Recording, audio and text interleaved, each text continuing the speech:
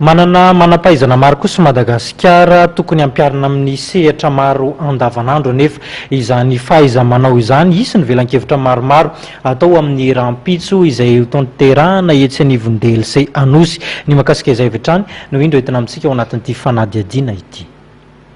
Ny fanazavana atao androany zany dia ho an'ny rapitso maraina sy ny pitso talakandro.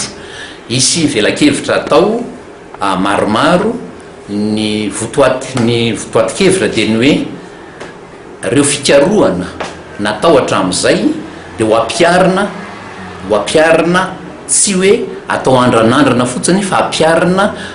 amin'ny fiainana andavanandro ary manerana ny Madagasikara arak'izay atratrarana azy manomboka ny taona 2014 13 tamin'ny herintaona raha nanomboka manao 5 taona zay zany manao planina 5 taona dia ny planina 5 taona voalohany 13 ka hatramin'ny 2014 fa ao anatin'izay moa zany misy an'ilay 2014 fankalazana ny fahazato taona ny ady lehibe voalohany dia navadika hoe fankalazana hiditra amin'ilay fahazato taona ny efa 5 taona zany anomboka iara-misalahy anotrany hoe ady lehibe maneran-tany ny malagasy anarenana ny Madagasikara. Ny antony tsotra betsaka le manampahaizana jerevina n'ity toerana ity, jerena tany Ankatso an'Keo maraina, jerena tamin'ny Latsinainy tany amin'ny primature, manampahaizana amin'ny malagasy, manana traikefa amin'ny malagasy, manambola ny malagasy sasany na mantra raha ny BDP nefa isika rehetra